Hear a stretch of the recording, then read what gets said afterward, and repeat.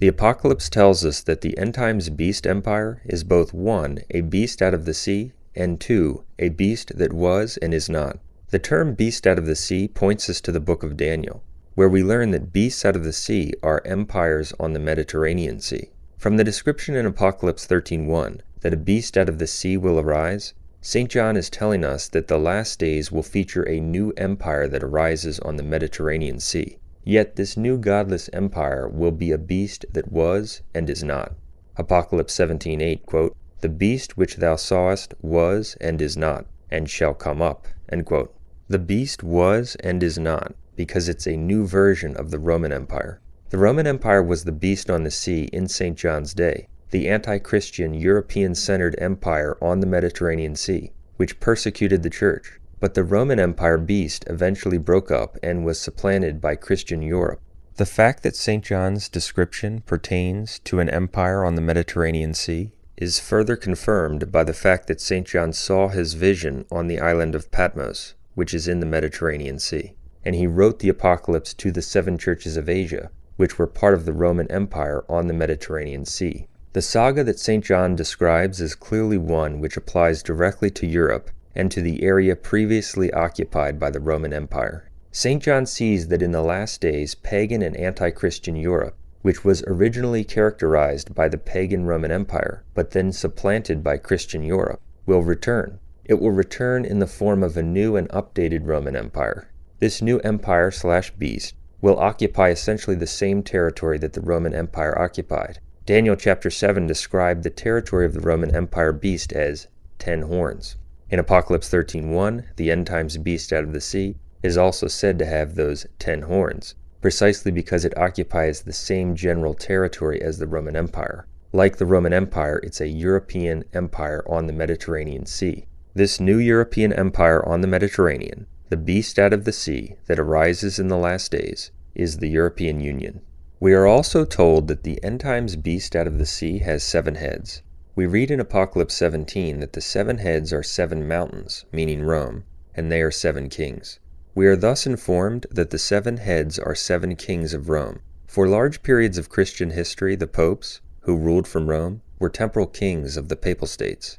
In the year 1870, however, the popes lost their temporal kingship when Italy declared war on the papal states. Rome was annexed to the Kingdom of Italy, and at that point, the popes were devoid of a temporal kingship.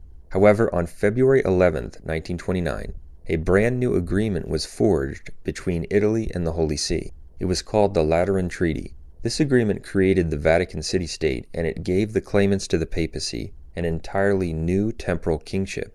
The treaty even stipulated that it was a new arrangement, not a continuation of the papal states.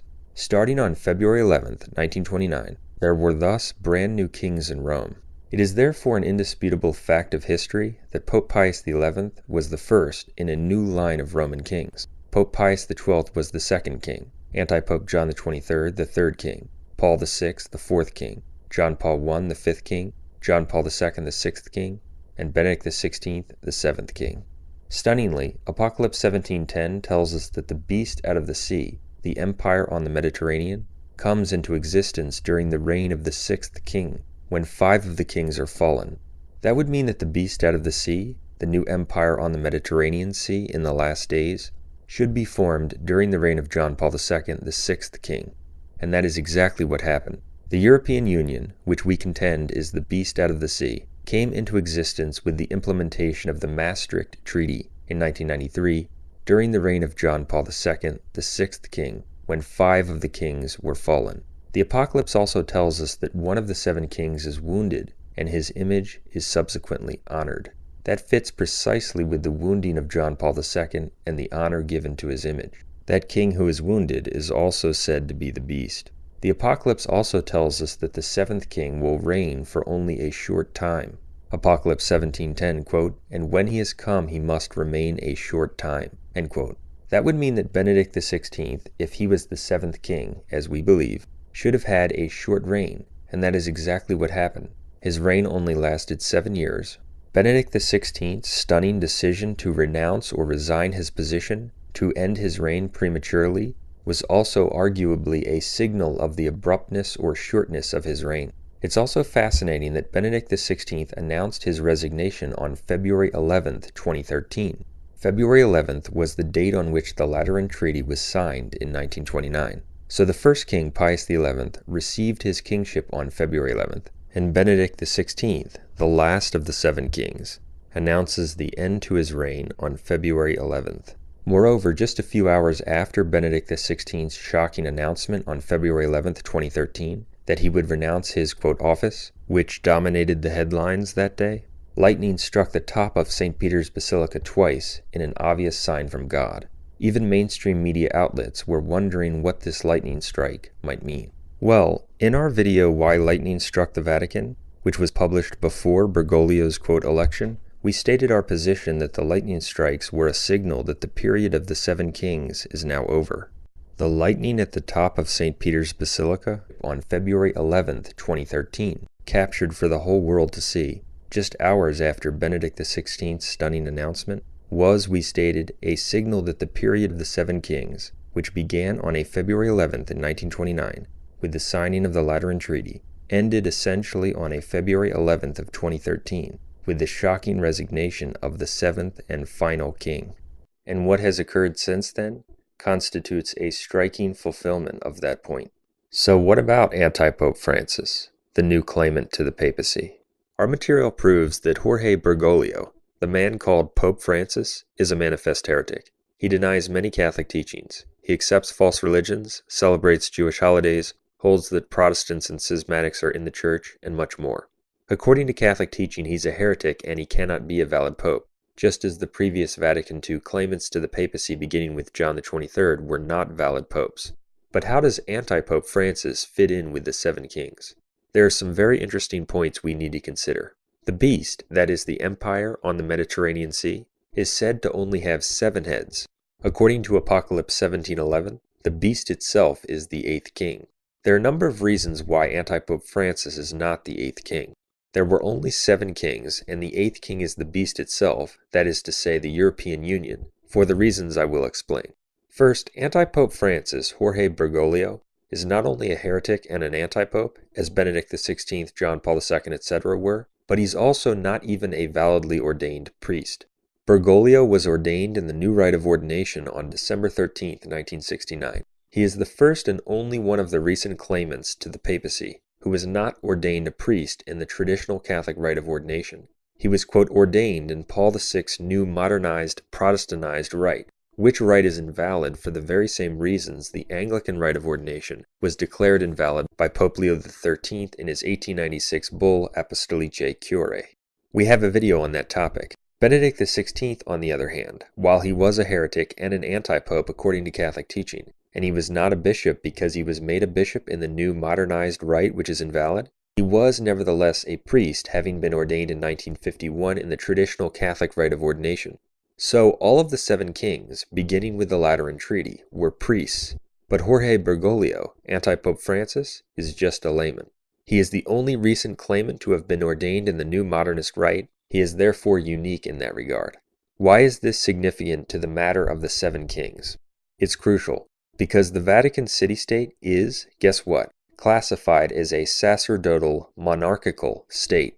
Sacerdos is the Latin word for priest. A sacerdotal monarchy is a priest kingdom. Here are just a few quotes identifying the Vatican city-state under the Lateran Treaty as a sacerdotal monarchy. There are many other quotes. G. Pope Atkins, Encyclopedia of the Inter-American System, page 219, quote, "Thus, the Holy See has legal personality in international law, with the Pope presiding over a sacerdotal monarchy," end quote. Another quote, Vatican City Business Law Handbook, page 54, quote, "The Vatican City-State, an enclave of Rome and a sovereign monarchical sacerdotal state," end quote.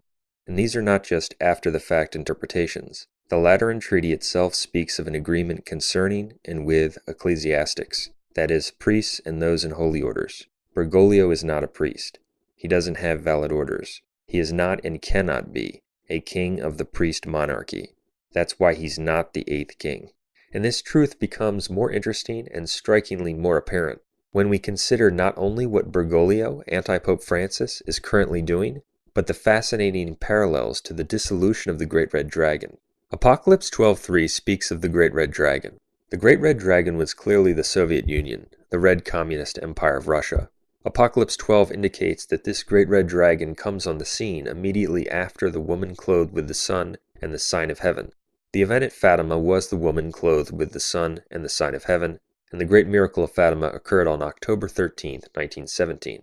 A secular newspaper of the time even unknowingly described that miracle as the sign of heaven, which is precisely how the sign is described in Apocalypse 12:1.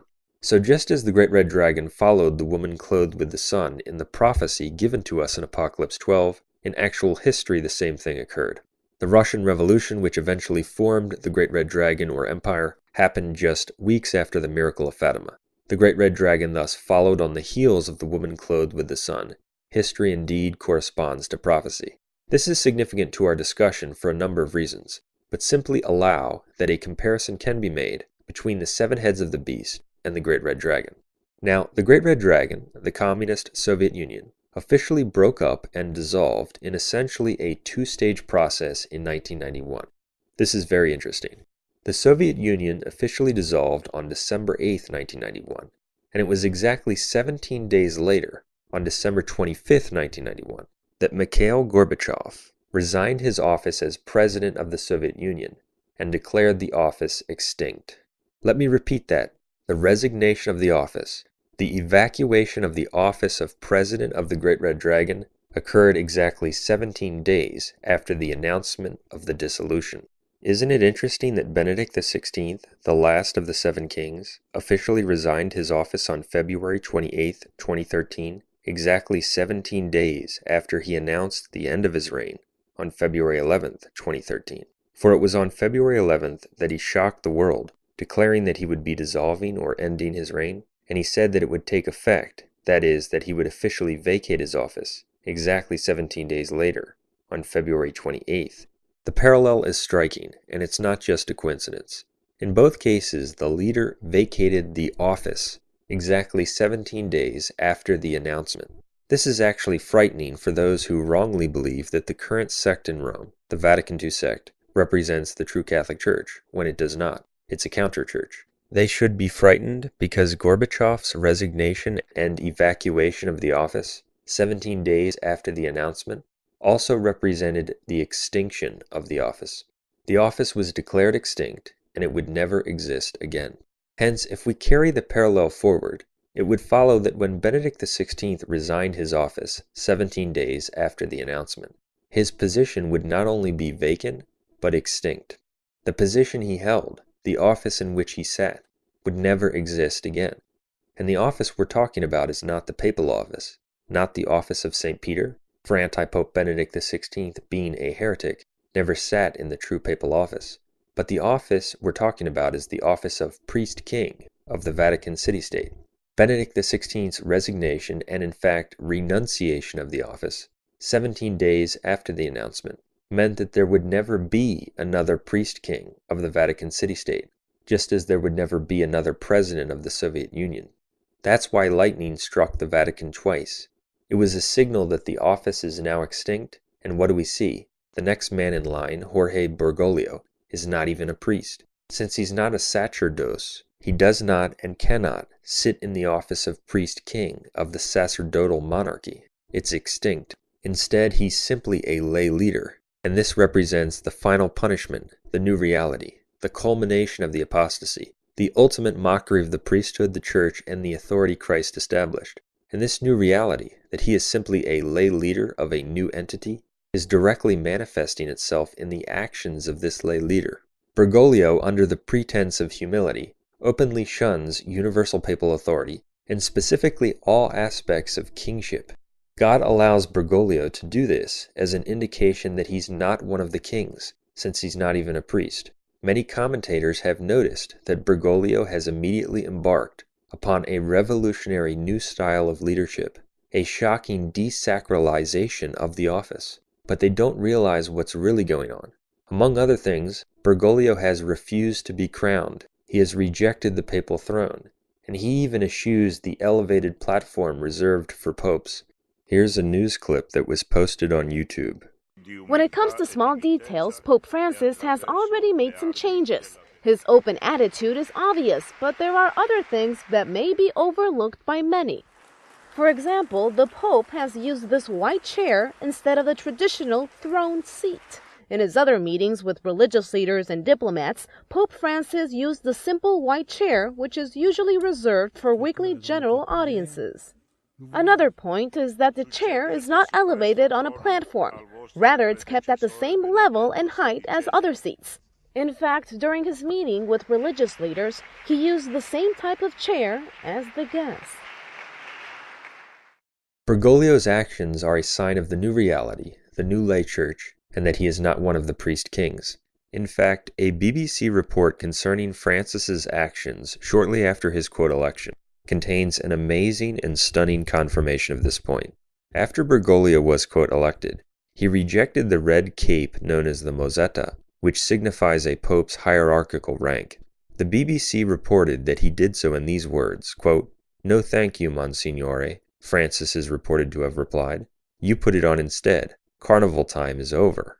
The BBC comments, "It was just one small sign out of many this week that, as Massimo Franco, one of Italy's shrewdest political editorial writers, commented, the era of the Pope King and of the Vatican Court is over." End quote. Wow. Let me repeat that.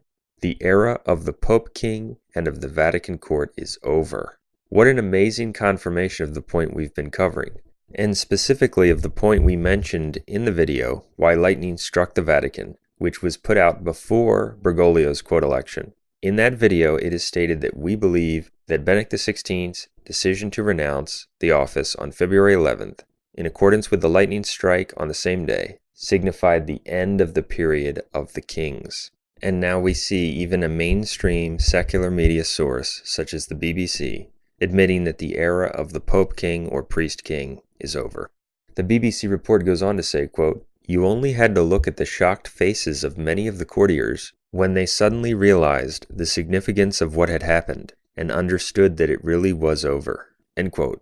One could hardly ask for a better confirmation of the point, that Bergoglio represents the period after the priest kings. Bergoglio embodies the tragic culmination of the Vatican II sect, the counter-church in Rome. What they've been left with, after all of their apostasy and a series of anti-popes, is not just a counter-church which is devoid of the true Catholic faith and leading people astray, but a lay structure headed by a non-priest. This is God's just punishment for the adherents of the Vatican II sect. This is also another striking confirmation that the new rite of ordination is absolutely and totally invalid. In God's sight, those elevated in it are no different from laymen. It is worthless. In addition to rejecting the papal crown, rejecting the papal throne, rejecting the elevated papal platform, here are some other actions of Bergoglio, anti-Pope Francis, which signify exactly what we're discussing, that he's not one of the seven kings, that he's not a pope, that he's not someone who even claims universal ruling authority, and that he's just the lay leader of a new entity. His first act from the balcony of St. Peter's was to ask the lay people, including non-Catholics, to, quote, bless him, removing the distinction between the uniqueness of the priestly character and the lay people who lack it, and indicating that he's just one of them. He did not start by using the customary praised be Jesus Christ or dear brothers and sisters, but employed a much more familiar and inviting good evening in Italian to address the drenched crowds. According to even the Novus Ordo rite, the man elected is supposed to sit on the throne, and the cardinals are supposed to show obedience. Francis rejected the throne and just shook hands with them.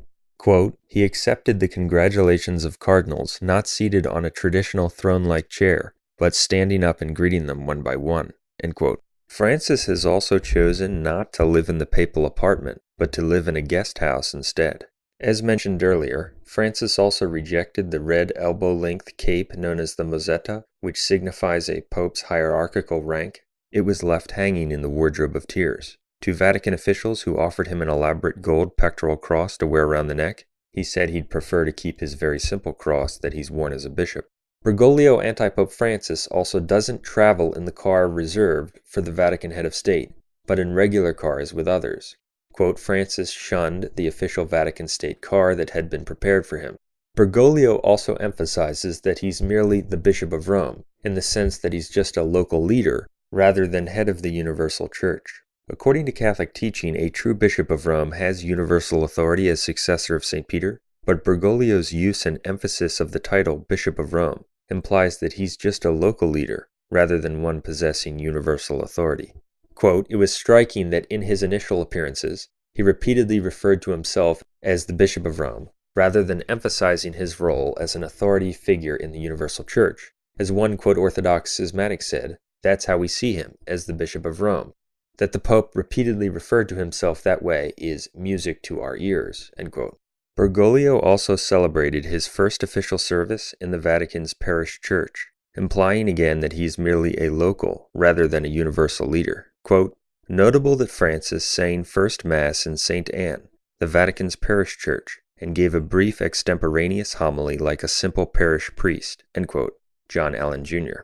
Shortly after his quote election, Bergoglio also shocked people by showing up at the hotel to pay the bill himself, as if his elevation to the quote papacy was just a regular day of work, just like getting a new secular job, that should not prevent him from running errands after closing time, just like everyone else does. A few days after his quote election, Francis also met with the so-called Jesuit superior Adolfo Nicolas. Nicolas mentioned that Francis, quote, "insisted that I treat him like any other Jesuit, so I did not have to worry about treatments, holiness, or Holy Father," end quote.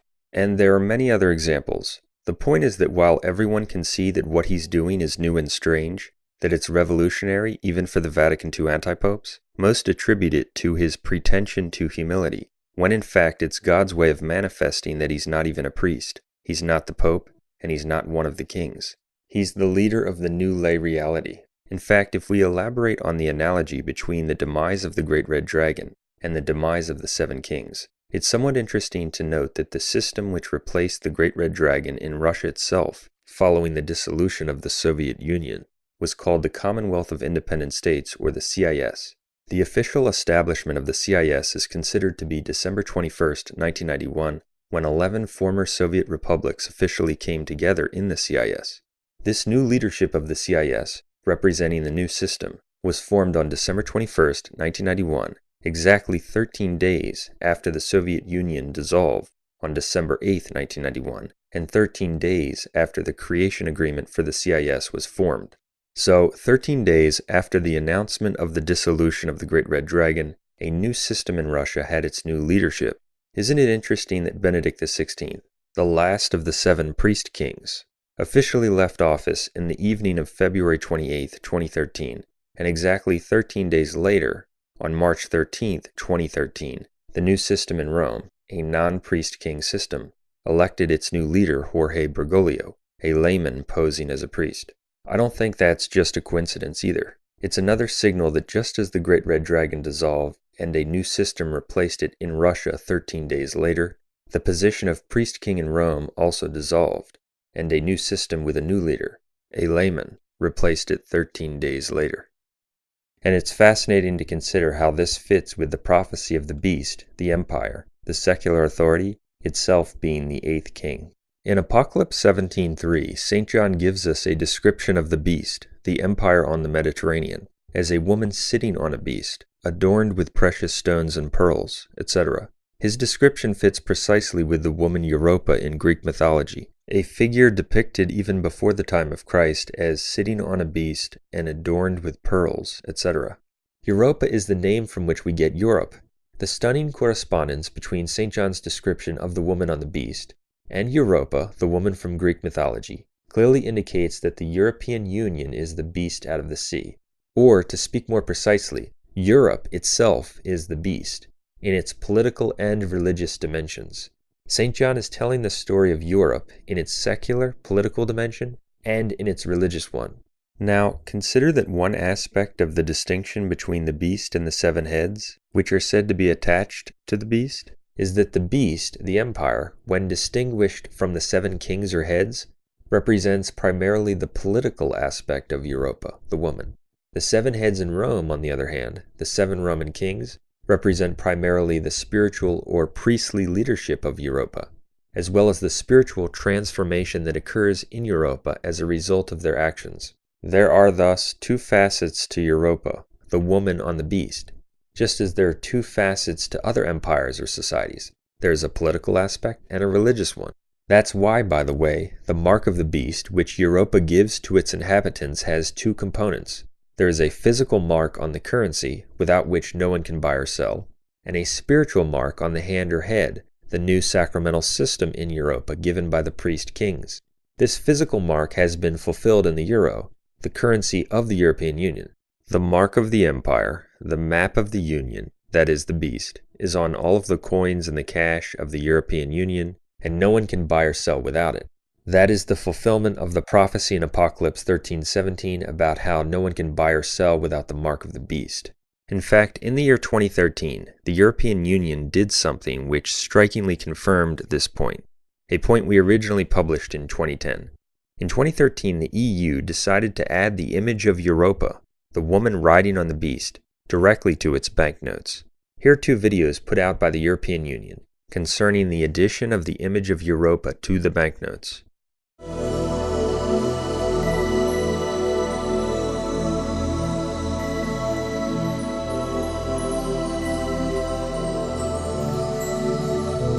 Portraits have long been used in banknotes all over the world, and research has shown that people tend to remember faces. That's why we chose to include a face in the second series of Euro banknotes. The hologram and the watermark include an image of Europa, a figure from Greek mythology. Our continent was named after her, and we found a perfect illustration in the Louvre of how she was depicted over 2,000 years ago.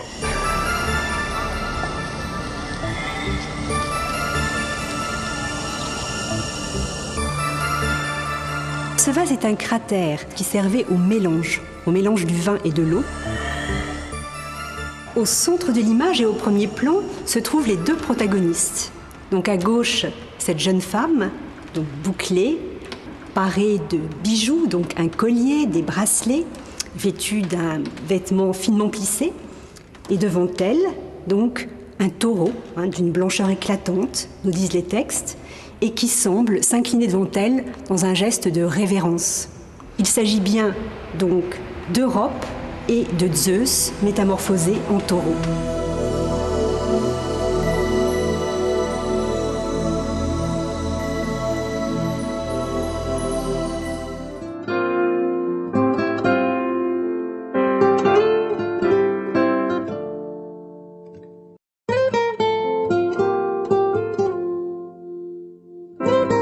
Welcome to the Eurocash Academy. My name's Europa, and I'm your guide. This module is all about Euro banknotes. They have been circulating for a while now, so to keep them secure, a new series is being introduced. To find out more, watch the video.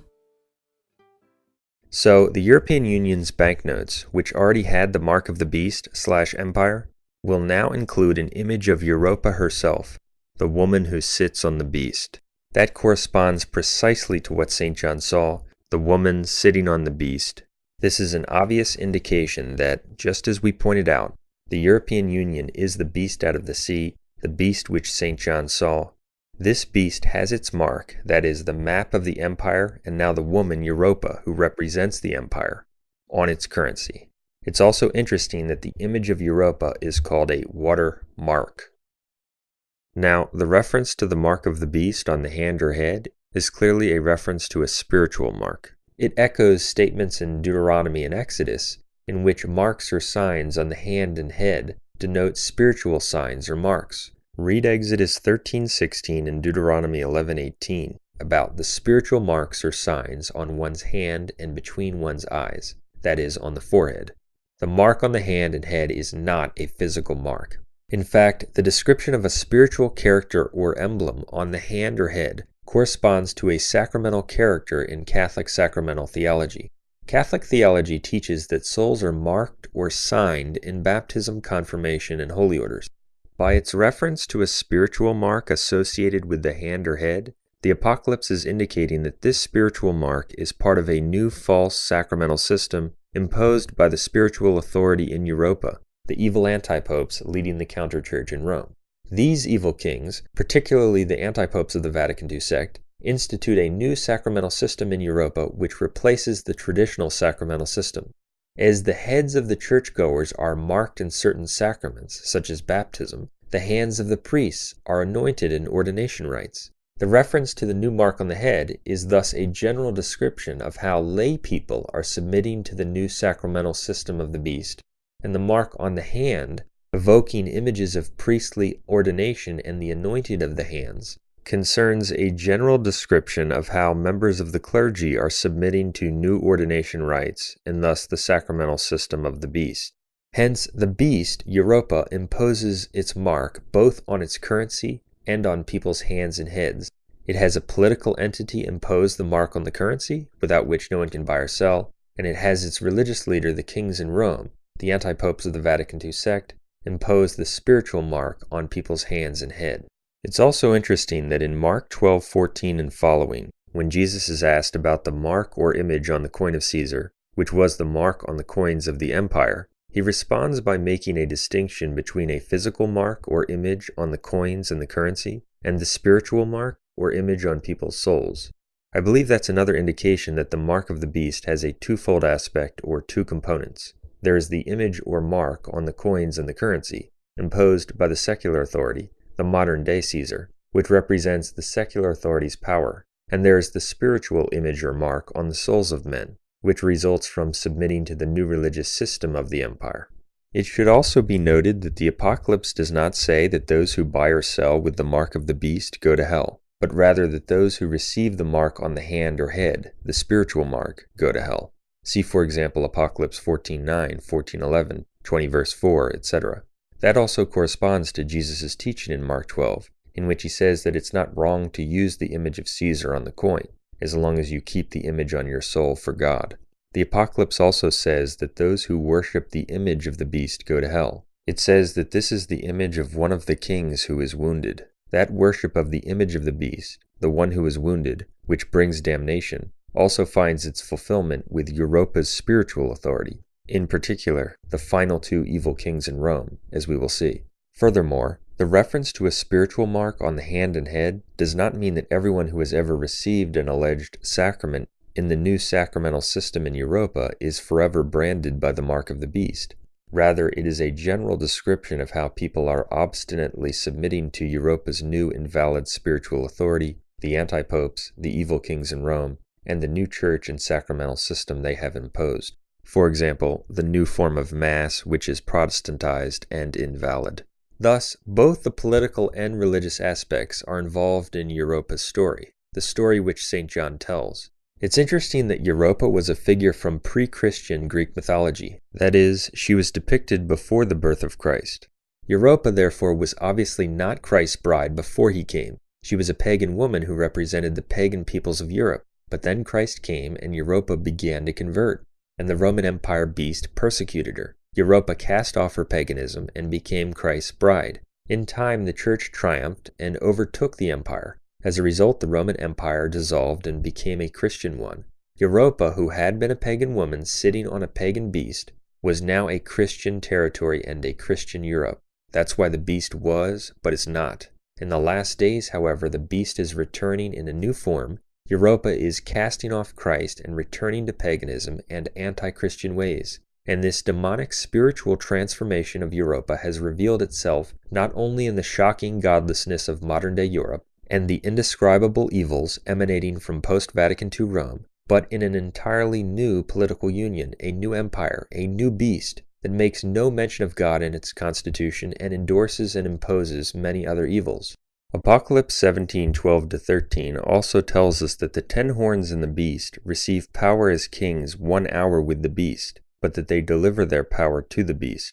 That fits precisely with the European Union as well. The 10 horns are the European nations, the nations which the Roman Empire also occupied, and each nation receives a kingdom within the EU, but the kingship of each one is nominal, and ultimately at the mercy of the beast, the EU, which determines the laws and the policies for each nation or king within the Union. Hence they deliver their power to the beast. The new empire, the European Union, openly uses the image of Europa, the pagan woman from Greek mythology who rides on the beast, on its currency and in other ways, to signify its rebellion against Christ, to signify that she is a free woman uninhibited by Christ's laws or truths. when she is actually in bondage and headed for destruction.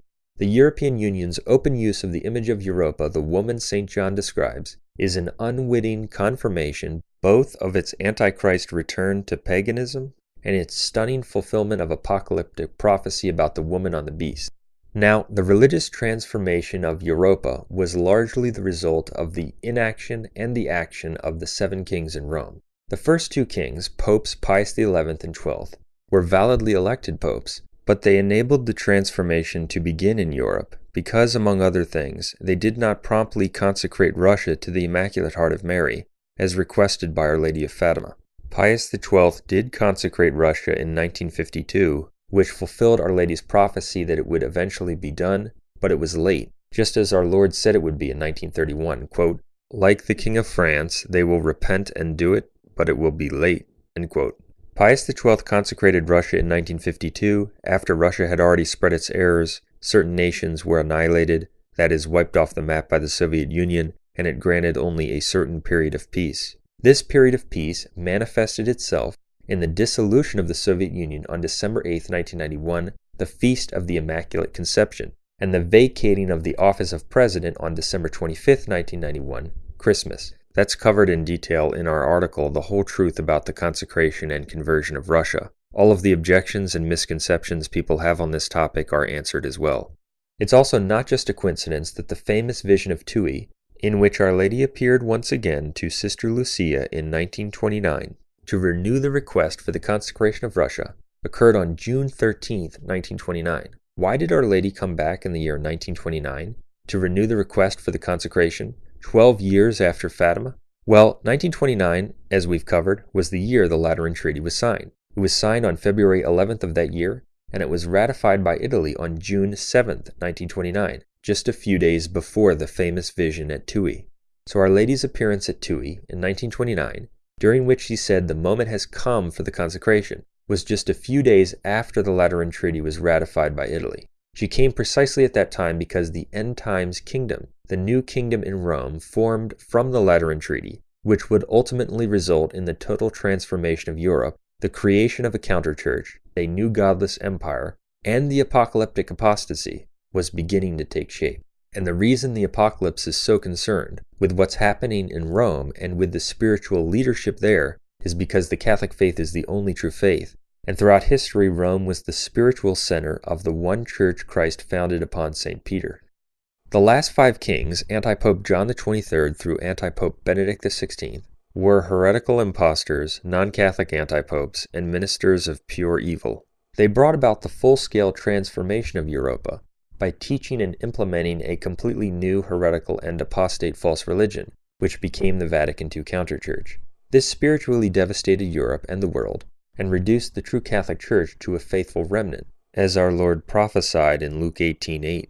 However, despite the fact that the last 5 kings were heretical antipopes, all of the 7 kings were validly ordained priests. Since all of the kings were valid priests, there remained with all of them a distinction between the priestly leadership in Europa, as evil and heretical as the last 5 kings were, and the secular leadership in Europa, between priest and layman. There was a line of demarcation between the 2 main spheres of influence, the religious and the secular. But with the end of the 7 kings and the elevation of Bergoglio, a layman, to the place where the priestly authority formally ruled, this represents, as part of the very last stage of the Great Apostasy, a core fusion between the secular entity, the beast, and the religious one. The priestly class, leading from Rome, has been completely dissolved by the beast, with a layman now leading in that place. That's why the beast is the 8th king. The beast is also said to be the 8th king because it has ultimate authority over the Vatican city-state, which rests within its borders, and remains at its mercy. The beast, the 8th king, is also said to be of the 7, because it's of the 7 mountains, Rome, its new Rome, or the new Roman Empire, as the ultimate and final punishment for its apostasy and impiety and blasphemy.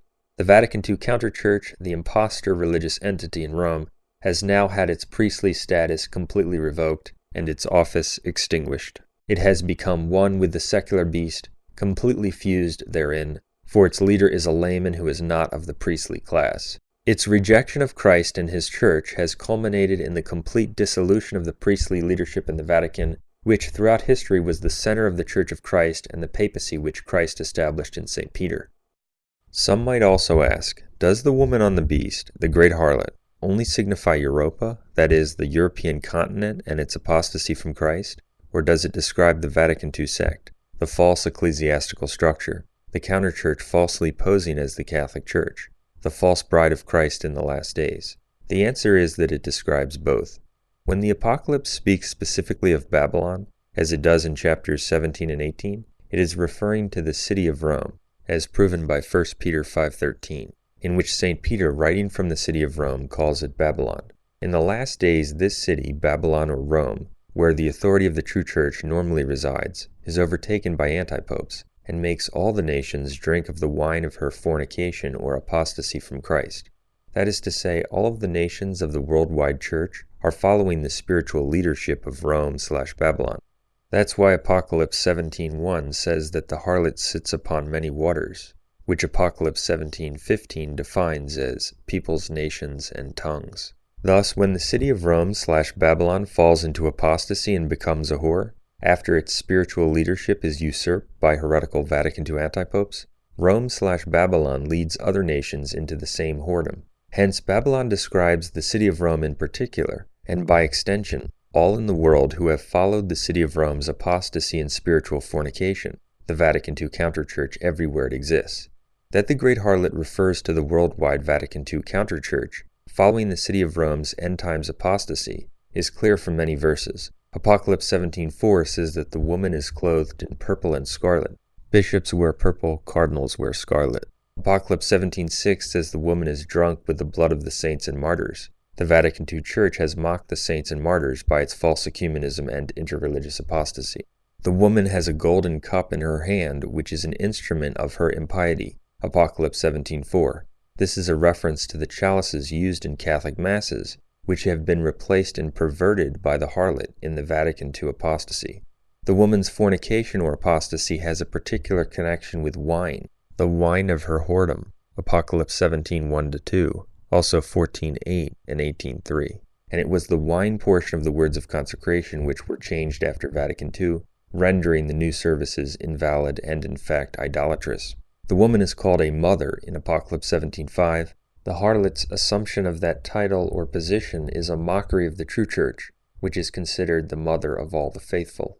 The woman has lost the light of the lamp, the voice of the bridegroom, and the voice of the bride, according to Apocalypse 18:23.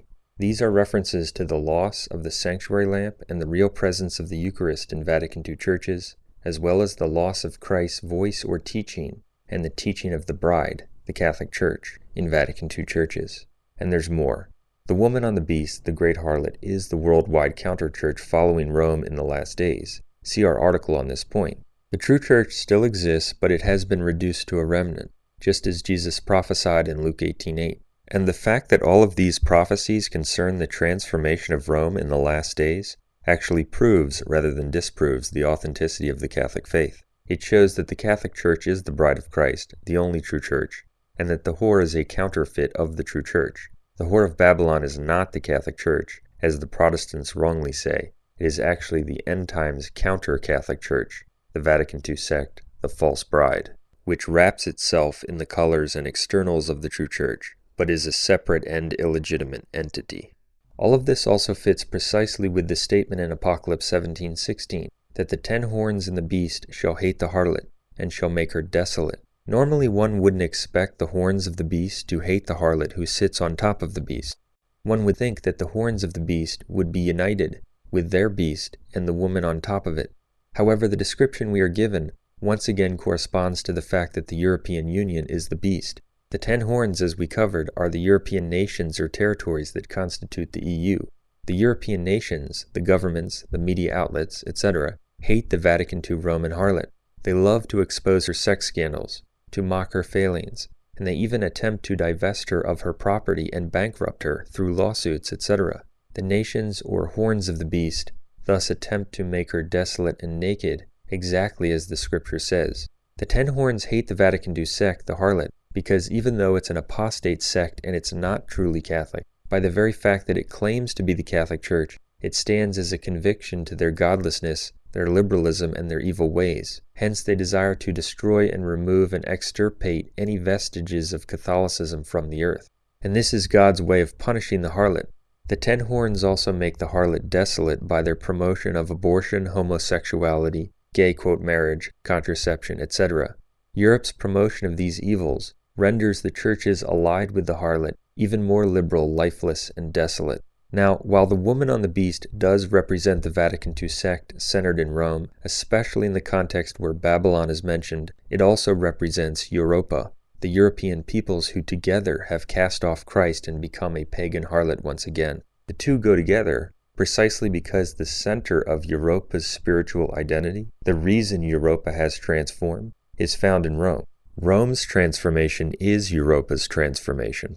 What occurred in Rome with the Vatican II antipopes and the Vatican II apostasy is not only what caused Europa's spiritual transformation, it is the reason Europa has formed a godless political union. That's why there is a focus on the 7 kings, for what happened with the 7 kings was the prime moving factor in Europa's story, as the spiritual takes precedence over the secular. Thus the harlot on the beast is Europe, and it is also the Roman harlot of the Vatican II counterchurch. For Europa's harlotry is found and contained precisely in the harlotry of the Vatican II counterchurch. That's why the great harlot, the woman on the beast, is both Europa considered as one big spiritual whore who has rejected Christ, and it is also the end times counterchurch.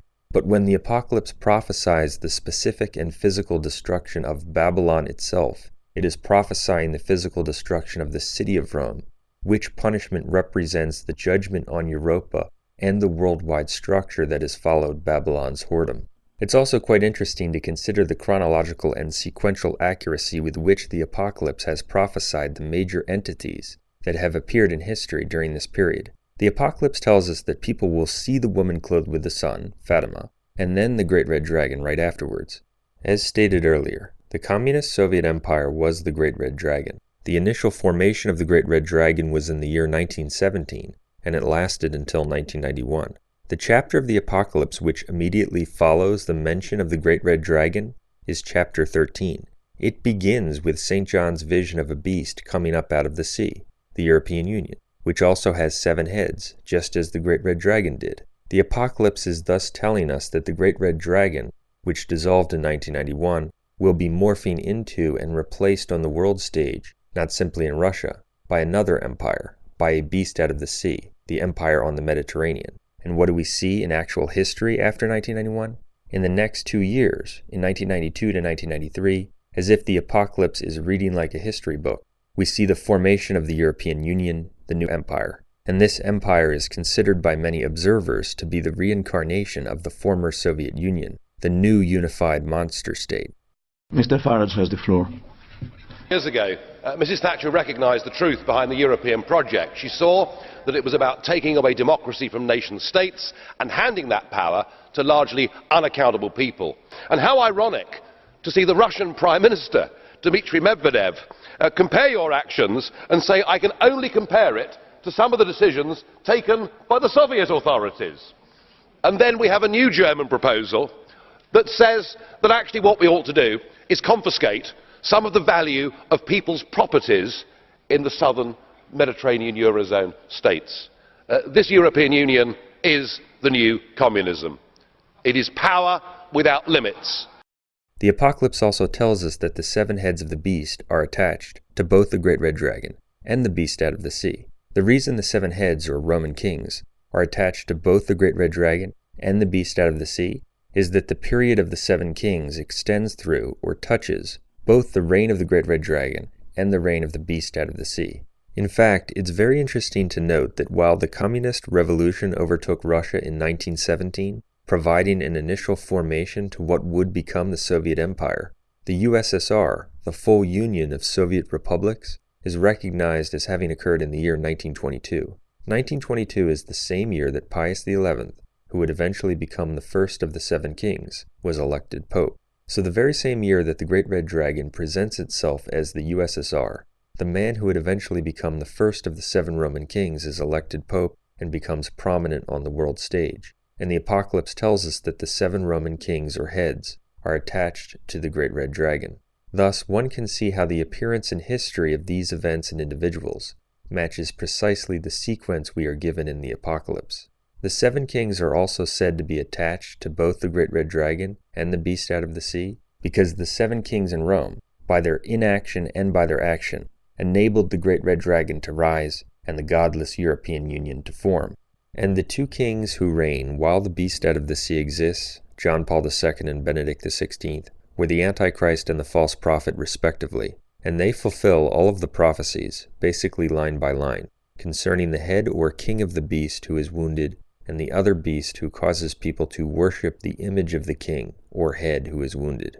Indeed, in Apocalypse chapter 17, when St. John explains the meaning of the 7 kings and mentions the arrival of the beast out of the sea when 5 are fallen, he mentions 7 heads or kings, but he only singles out and gives specific information or descriptions for 2 of those kings, the 6th and the 7th kings. Concerning the 6th king, he says, "One is," and concerning the 7th, he says, "The other is not yet come." Why does he single out those 2 kings? He singles out those 2 kings with the descriptions "one" and "the other," because they are the 2 beasts mentioned in Apocalypse 13, the first and the second beasts. They fulfill all of those prophecies. As the kings of Rome during the reign of the beast out of the sea, they are the spiritual leaders or kings of the beast out of the sea, and as its spiritual kings or faces during that period, they are themselves the beasts, the 2 mentioned in Apocalypse 13. The Apocalypse specifically tells us that the king or head of the beast who is wounded is also the beast. As Our Lady of La Salette prophesied on September 19, 1846, quote, "Rome will lose the faith and become the seat of the Antichrist. The church will be in eclipse." End quote. In fact, in Apocalypse 13:13, we read that one of the false signs, which sparks enthusiasm for the beast and facilitates the movement to venerate his image, was fire coming down from heaven upon the earth in the sight of men. Well, that occurred during the reign of Benedict XVI, the second beast. The image of John Paul II, the beast who was wounded, was seen coming down from the sky in fire in Poland. Many believed it was a miracle. And there are a number of reasons why John Paul II was uniquely significant, why he was indeed the Antichrist. It wasn't just that John Paul II was an antipope of monumental importance, theologically, historically, and culturally. It wasn't just that he was one of the most well-known, photographed, loved, and traveled people in all of human history. It wasn't just that he led millions who claimed to follow the Catholic Church, the only true church, into a Vatican II counterchurch of heresy and apostasy. No, in addition to all of those things, the reason John Paul II was the guy, the Antichrist, was that he taught that he and everyone else is Jesus Christ. That's right, John Paul II claimed to be Christ. He claimed to be God, and he did so while sitting in the temple of God. He claimed to be the incarnate Christ, the risen Christ, the Christ of Matthew 16:16, etc. As we proved in our video, John Paul II was the Antichrist. John Paul II's demonic teaching on that point corresponded precisely to Scripture's doctrinal definition of Antichrist in 1 John 4:2-3. John Paul II also taught and exhibited things in the areas of false ecumenism and interreligious apostasy that were not only completely condemned by the Catholic Church, by all true popes, and by sacred Scripture, but they were actions and teachings so revolutionary that prior to him they would have been considered unimaginable, coming from an alleged pope.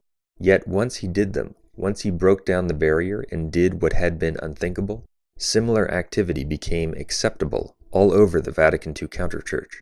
For example, every time the Vatican II antipopes go into a synagogue to worship with the Jews, it's an evil act which signifies apostasy. But it was the first time this occurred, when John Paul II worshipped in a synagogue in 1986, which was the most historically significant and evil.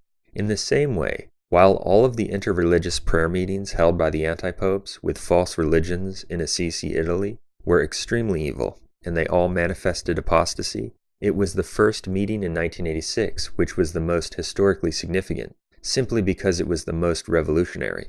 It was the first time in the sight of God in the world that the so-called leader of Christianity held such an abominable event. The import, the significance, and the affront offered to God by the first event could not, in a sense, be duplicated.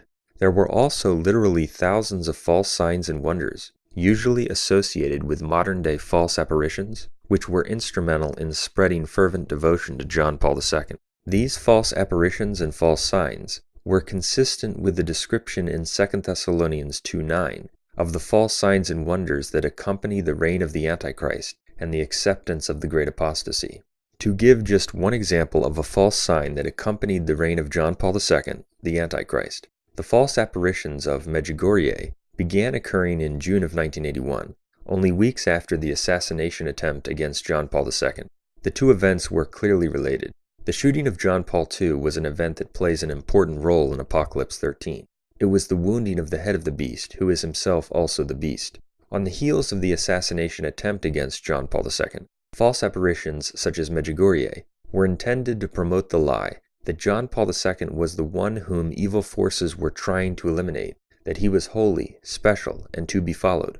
That is exactly what the devil wanted people to believe, so that multitudes would accept John Paul II's new false religion and the counter-church which he led. False signs and wonders accompanied the false messages about John Paul II. In addition to all of his other mind-boggling heresies, blasphemies, and apostasy, John Paul II was the man who buried the message of Fatima and defrauded the entire world of the true third secret of Fatima. Even though he was the one who hid the true third secret and foisted a false one upon the world, he, the Antichrist, wound up getting himself accepted as the hero of Fatima.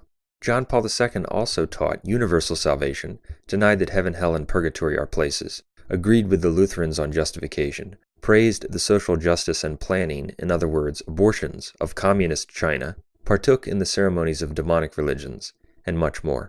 And then came Benedict XVI, Joseph Ratzinger, the man who exercised all the power on behalf of, or in the sight of, John Paul II, when he was head of the CDF under John Paul II.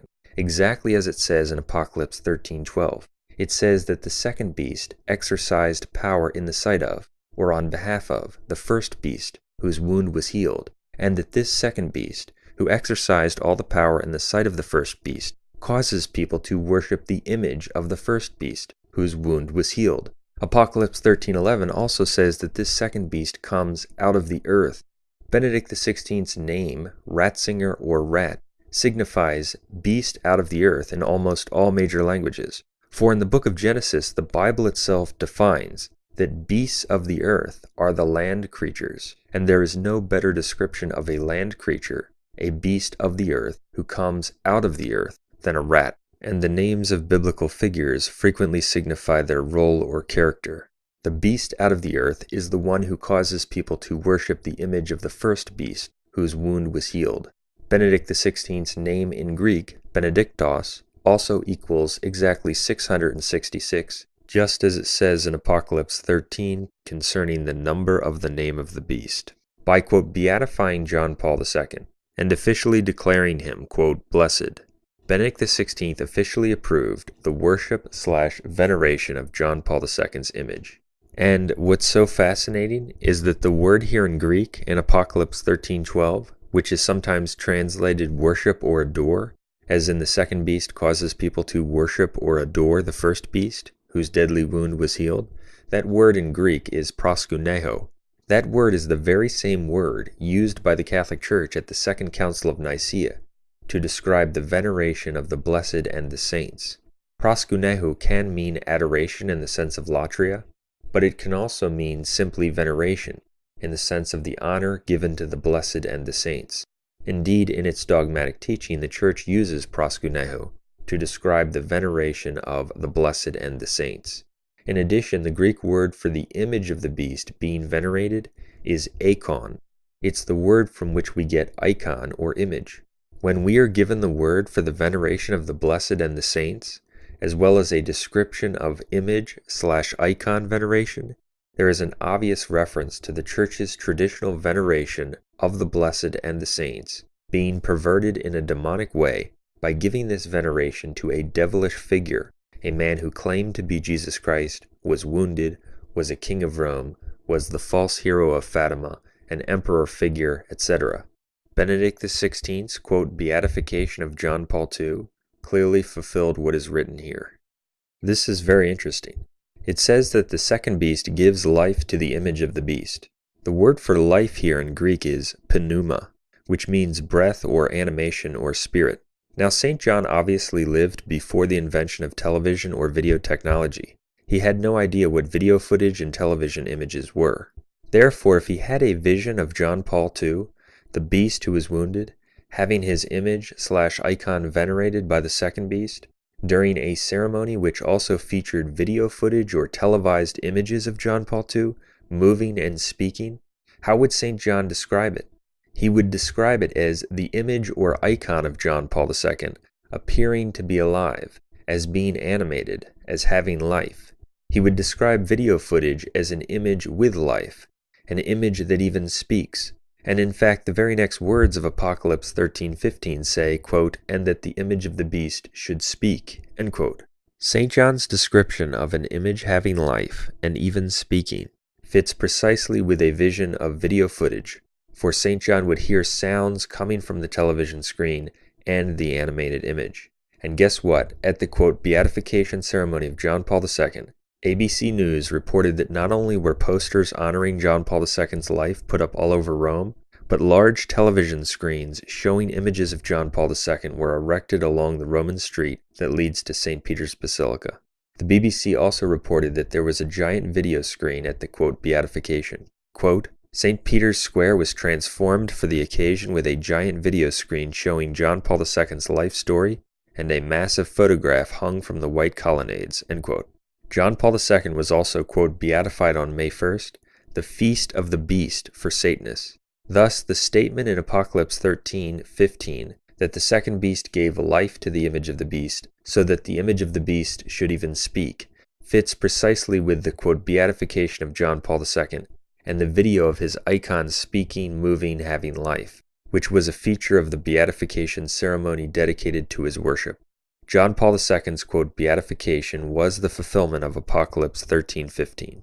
After it says that the second beast gives life to the image of the beast and that the image of the beast should speak, which was fulfilled by the, quote, beatification of John Paul II, Apocalypse 13:15 goes on to say, quote, and he should cause that whosoever will not worship the image of the beast should be slain, end quote. The word here in Greek, which is usually translated slain or killed, is from the Greek word apokteno. That word can mean physically kill, but it doesn't always mean physically kill. In fact, to give just one example, in Romans 7:11, St. Paul uses the same Greek word to describe spiritual death or the loss of spiritual life. Benedict XVI, the second beast, indeed fulfilled that part of the verse by imposing the worship of the beast under the pain of the loss of spiritual life. Now, Benedict XVI did impose the worship of John Paul II's image in a number of ways. By officially, quote, beatifying John Paul II, Benedict XVI instituted and permitted, by virtue of his so-called apostolic authority, the cult or worship of John Paul II for October 22nd of each year. Moreover, Benedict XVI's imposition of the worship of John Paul II and his image, under pain of separation from full communion and therefore the loss of spiritual life, was made clear in the negotiations with the Society of St. Pius X. Benedict XVI's negotiations with the Society of St. Pius X were representative of what he was telling all independent, quote, traditionalists. When Benedict XVI made it clear to the SSPX and everyone else that they cannot be considered in, quote, full communion unless they accept Vatican II, the, quote, magisterium of John Paul II, etc. He was saying that unless you worship Vatican II, John Paul II and his image, you are slain. That is, outside of full communion with the Church. That's how, in addition to formally beatifying the Antichrist, Benedict XVI imposed the worship of the beast. And even though a canonization has a binding nature in Catholic teaching that a beatification does not, the, quote, beatification of John Paul II fulfilled what St. John described, because the only thing the beatification lacked, the universal binding nature of the decree, was supplied by Benedict XVI through his negotiations with the Society of St. Pius X. Benedict XVI's negotiations with the SSPX made it clear to everyone that, quote, traditionalists are excluded from full communion with him unless they fully accept Vatican II, John Paul II, his, quote, magisterium, his image, etc. Since the imposition of the worship of the beast was supplied by what Benedict XVI decreed concerning the SSPX, the, quote, beatification lacked absolutely nothing of what St. John prophesied concerning the second beast causing people to worship the image of the first beast, whose wound was healed. Moreover, the celebration for the, quote, beatification, which involved millions, would be comparable to a celebration for the quote canonization. In fact, there might even be more enthusiasm for John Paul II's beatification, because it was the first formal recognition of him as quote blessed, and many would see the following step of quote canonization simply as a formality, after John Paul II's cult had already been formally approved. Therefore, since the quote beatification was the first major event in which the worship of the Antichrist was formalized, it was what St. John recorded. It's also interesting that the second beast is typically identified as the false prophet, while the first beast who is wounded and whose image is honored is identified as the Antichrist. John Paul II, with his Antichrist teaching about man, fits precisely with the title of Antichrist, and Benedict XVI, the second beast, who causes people to worship John Paul II, fits precisely with the title of false prophet. For while Benedict XVI was a monumental heretic, as our material documents, he amazingly retained a reputation as a conservative. He also seduced members of the counterchurch by giving more access to the Latin Mass. This move deceived multitudes. It duped many into believing that there was still hope in the counterchurch, and it persuaded people that Benedict XVI was not evil, but good, and that he would perhaps reverse the entire course of the Vatican II apostasy, when in fact nothing could be further from the truth. Benedict XVI was a manifestly heretical antipope, a true theological revolutionary, who expanded the Vatican II apostasy, organized the worship of the beast, and fractured independent so-called traditionalists by making overtures to them on the one hand, pretending to be concerned about tradition, while simultaneously refusing to admit them into his quote full communion, without a complete recognition of the evil doctrines of the counterchurch.